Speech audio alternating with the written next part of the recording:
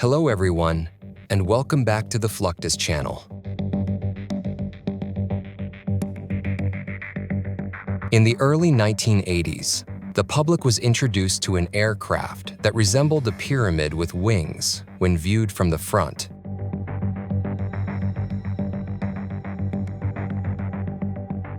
This aircraft was called the F-117, and it was our first taste of new technology, stealth. Introduced in 1988, the F-117 Nighthawk revolutionized stealth technology and military aviation. What we say as an Air Force is, it doesn't matter what defenses you put up, it doesn't matter how deep you try to bury yourself, and how much you surround yourself with. So it doesn't matter any of that stuff. This airplane will come and get you. Lockheed's Skunk Works division developed it in secret in the 1970s, and it was the first operational aircraft to use stealth technology. With its first flight in 1981, the F-117 reshaped modern air warfare doctrines. Its combat debut during the 1989 Panama invasion and major success in the 1991 Gulf War, when it infiltrated Iraqi defenses undetected, solidified its legacy. In 1997, the world's first and only stealth strategic bomber, the B-2 Spirit, was introduced. Except for the fact that these bombers are almost invisible to radar, they carry up to 40,000 pounds of ordnance in their internal weapons bays.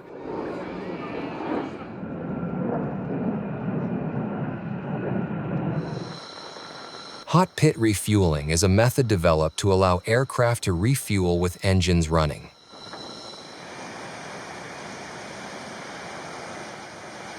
This allows aircraft to take off at short notice or to lessen turnaround time during crew changes.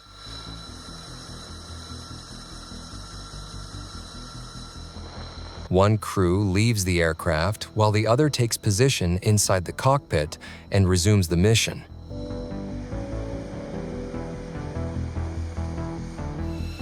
Before a mission can start, the B-2 must be refueled, and preventative maintenance checks and services, PMCS, ensure it is operable for its flight, but is also rearmed.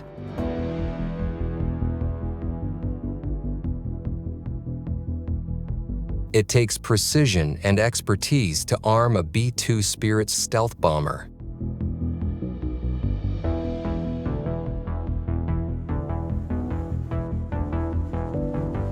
Munitions specialists, dressed in protective gear, expertly load the aircraft's two interior bays with a variety of munitions.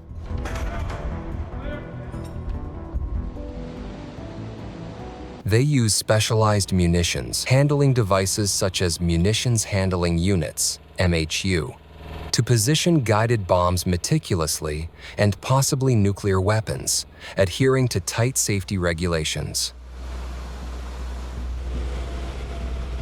Various missiles and bombs can be carried by the B-2, including various guided weapons such as the Joint Direct Attack munitions. Nestled within its stealthy flying wing design, the engines deliver the raw power and efficiency that allow this bomber to operate undetected anywhere in the world. We've got 4 F-117 17,000-pound thrust-producing engines, and those are actually embedded in the jet. It's kind of why it's hard to see. They're just those little bumps on top of the wing right now. Whereas most jets, you just walk up and you can see the big engine hanging out on the outside. That's not the case for us because we're supposed to be stealthy.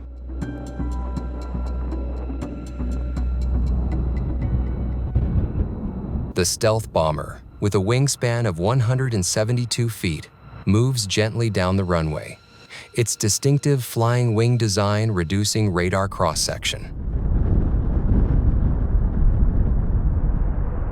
When the B-2 reaches V1 speed, it lifts off and ascends for a high-altitude strategic mission.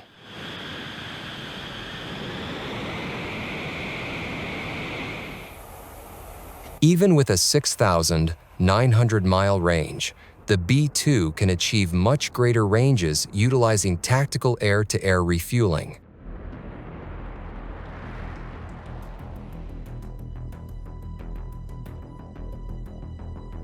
This complicated maneuver starts with the receiver and tanker approaching at differing altitudes. At a predetermined distance, the KC-135 turns away from the B-2, allowing it to approach from behind.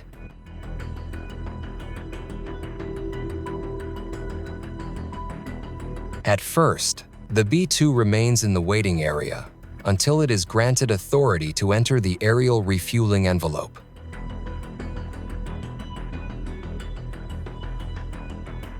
Guidance is performed by the flying boom operator. After contact is made, the fuel is transferred at a rate of 900 gallons per minute. The B-2 Spirit extends its range through aerial refueling.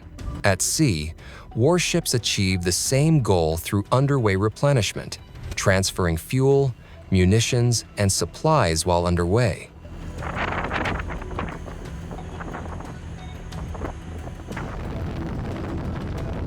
Abbreviated as UNREP, underway replenishment is a method of transferring fuel, munitions, and cargo from one ship to another while both ships are still sailing.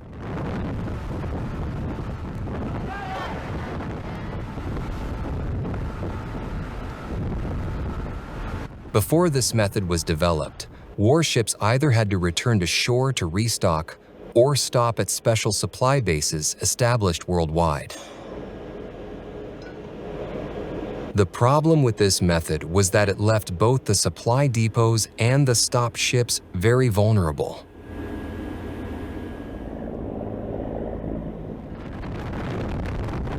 Underway, replenishment solves these problems by having specialized cargo ships pull up next to the receiving ship and pass a series of lines between them.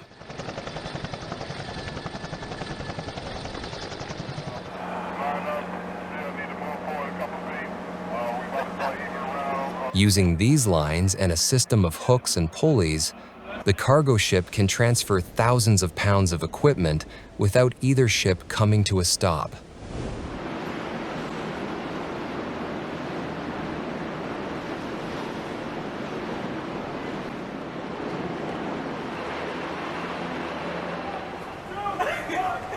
The same process works for the hoses that provide fuel. Tanker ships simply pull up alongside the receiving ship, pass one or more hoses between them, and pump fuel directly from one fuel tank to another.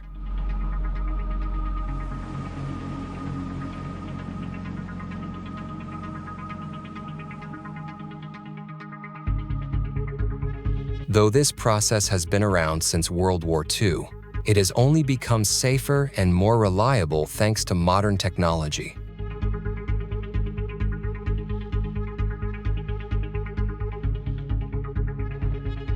And since UNREP refueling deals with thousands of gallons of toxic chemicals and pollutants over ocean waves, safety is a crucial part of the process.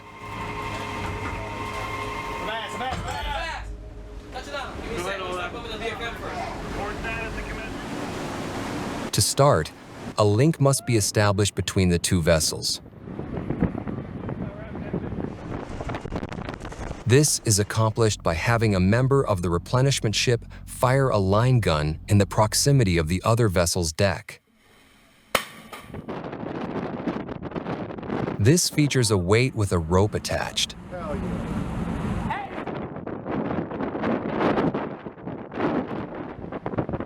This rope can then be used to carry the hose mechanism from the tanker to the receiving ship.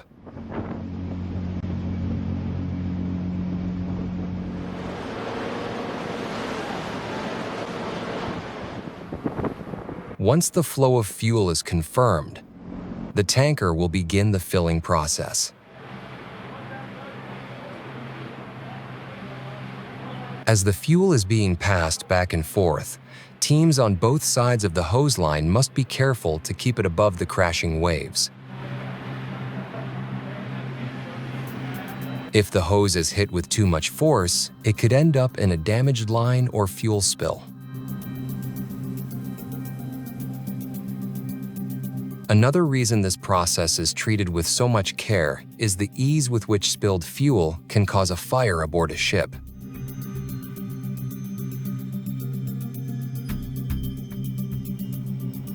In fact, if there were to be a refueling-related fire, it's possible that the blaze could spread across the umbilical in a matter of minutes.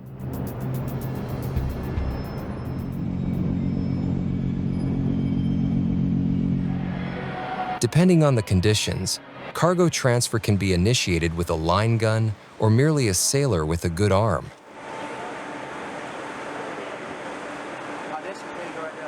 Either way, once a line is established between the two boats, a pulley system will be established so that heavy loads can be moved to either side. This takes a lot of coordination between teams on both decks, as the primary method by which munitions, weapons, food, and trash are moved back and forth is with sailors pulling the ropes.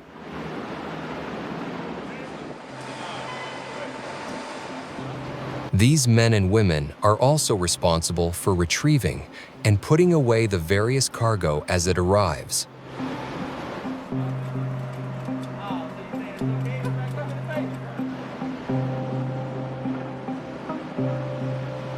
There are many situations in which underway replenishment is not possible.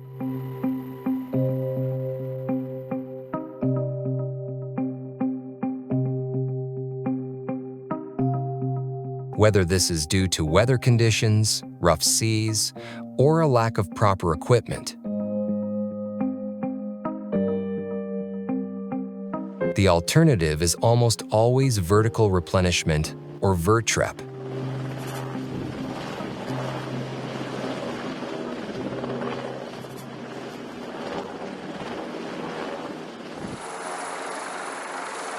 This method uses helicopters equipped with cargo hooks and netting to move supplies from one ship to the other.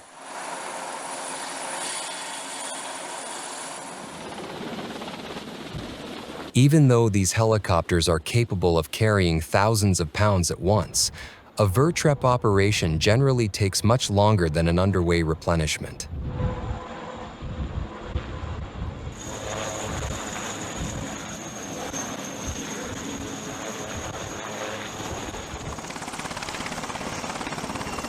In many cases, this has to do with logistics, as the team receiving the cargo is also responsible for taking it off the deck and storing it as quickly as possible.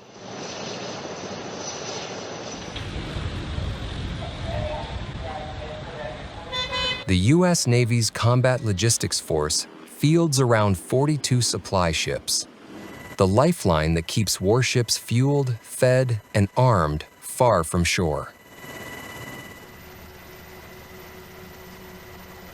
Through replenishment operations, U.S. Navy ships can remain at sea for months, sustaining missions across thousands of miles of open ocean without returning to port.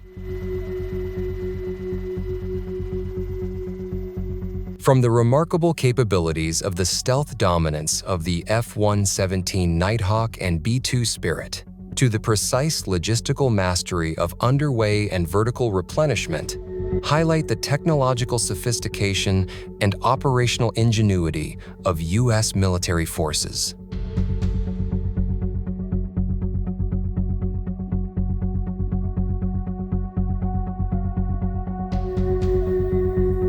Whether it's penetrating the most formidable defenses or extending global reach through mid-air refueling, these systems are designed to ensure readiness in any environment.